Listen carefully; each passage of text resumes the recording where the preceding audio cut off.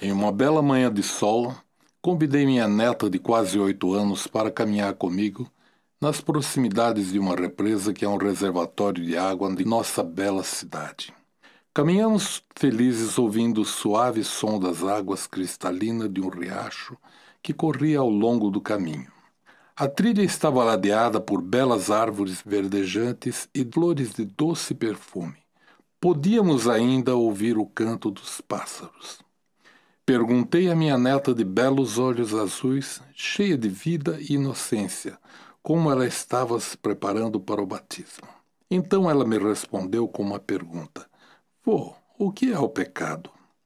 Orei mentalmente por inspiração e tentei responder da maneira mais simples possível. Pecado é a desobediência intencional aos mandamentos de Deus, que faz o Pai Celestial ficar triste com os nossos atos, e a consequência é sofrimento e tristeza. Visivelmente preocupada, ela perguntou: E como ele nos agarra? A primeira parte da pergunta nos revela pureza, mas a segunda revela preocupação de como evitar o envolvimento com o pecado. Para ela compreender de maneira mais clara, usei os elementos da natureza local para ilustrar.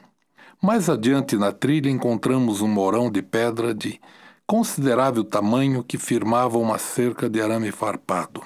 Era uma estrutura pesada, e flores, arbustos e pequenas árvores cresciam ao seu redor. Com o tempo, aquelas plantas se tornariam maiores que o próprio morão. Lembrei-me que mais adiante na trilha encontraríamos outro morão que já tinha sido tomado aos poucos, quase imperceptivelmente, pela vegetação que crescera ao seu redor.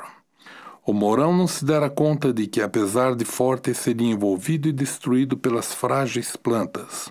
O morão, imagino, poderia ter pensado: não há problema, sou grande e forte, essa plantinha não me fará mal algum. Mas a árvore ao lado cresce sem que o morão perceba, e então o morão começa a gostar da sombra que a árvore proporciona. E a árvore continua a crescer e envolve o morão com 2 de seus ramos, que a princípio parecem frágeis, mas que com o tempo abraçam o morão que o cercam.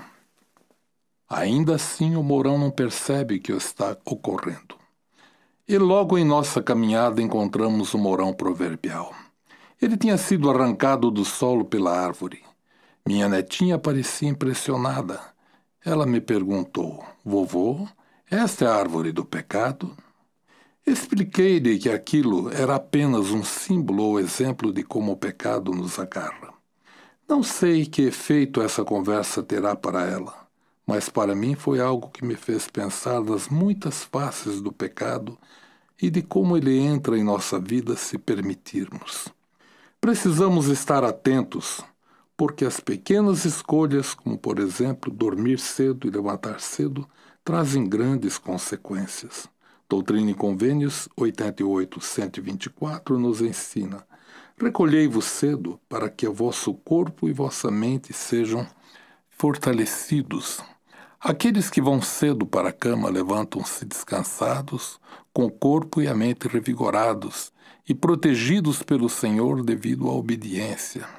Aquilo que parece ter pouca importância, tais como se deitar tarde, não orar determinado dia, não jejuar ou desrespeitar o dia do Senhor, pequenos deslizes nos farão perder a sensibilidade gradativamente, levando-nos a fazer coisas piores. Quando eu era jovem, meu horário de chegar em casa era às 10 da noite. Hoje, esta é a hora em que alguns saem de casa para se divertir. Todos sabem que é à noite que as piores coisas acontecem.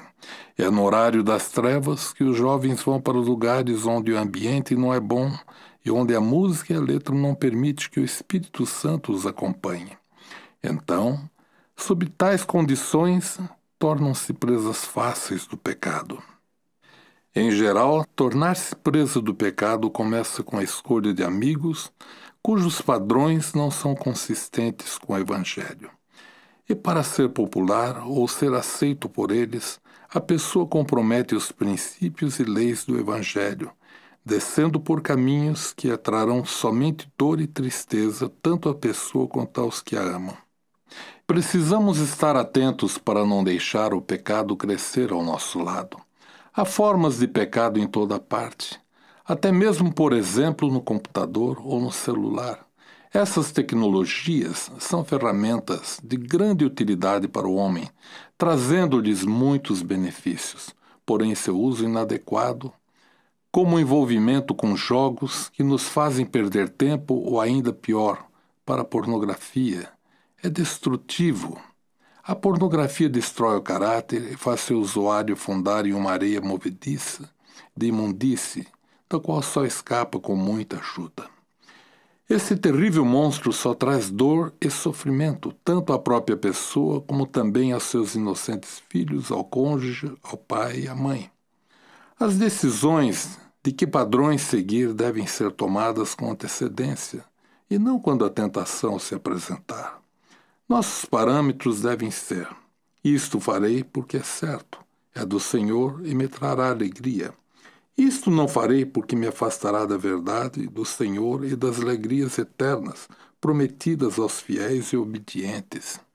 Como o Pai sabia que faríamos escolhas erradas, ele, em seu maravilhoso plano de amor, providenciou um Salvador para o mundo, para expiar os pecados de todos que se arrependerem e forem até ele buscar sua ajuda, seu consolo e seu perdão, desejosos de tomar sobre si o nome dele, Jesus Cristo. Se pecarmos, devemos buscar ajuda bem depressa, porque sozinhos não conseguiremos sair da sua armadilha. Como aquele Mourão, alguém precisará ajudar-nos a nos desvencilhar. Os pais podem ajudar, e o bispo é o homem chamado por Deus para ajudar. É a ele que devemos abrir o coração. Doutrina e Convênios 58, 42, 43 explica: eis que aquele que se arrepende de seus pecados é perdoado, e eu, Senhor, deles não mais me lembro. Dessa maneira, saberei se um homem se arrepende de seus pecados. Eis que ele os confessará e abandonará. Alguns meses depois de nosso passeio na represa, minha neta foi entrevistada pelo bispo, seu pai, para o batismo. Após a entrevista, perguntei a ela como tinha sido, e ela respondeu, quase com uma repreensão: vovô, a entrevista é confidencial, você sabe disso. Bispos, espere que levem a sério esta resposta. Parece-me que ela cresceu muito em compreensão em tão pouco tempo.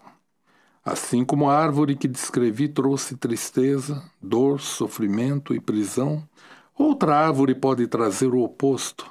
Ela é mencionada em 1 Nefe 8, 10 a 12.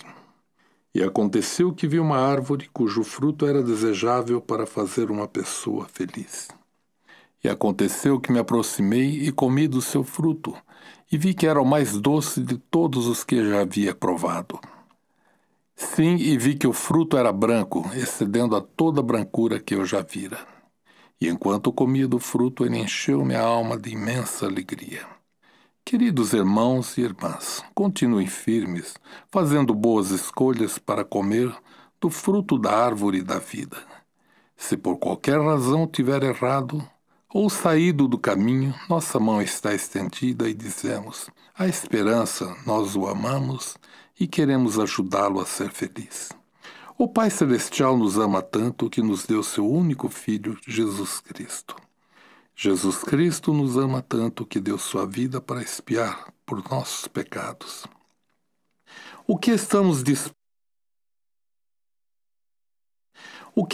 dispostos a dar para ser limpos e receber aquela alegria? Destas verdades presto o meu testemunho no sagrado nome de Jesus Cristo. Amém. Esse discurso foi pré-gravado em português pelo próprio Elder Massagardi. Continuaremos ouvindo seu discurso em inglês. Sacred name of Jesus Christ. Amen. Amen.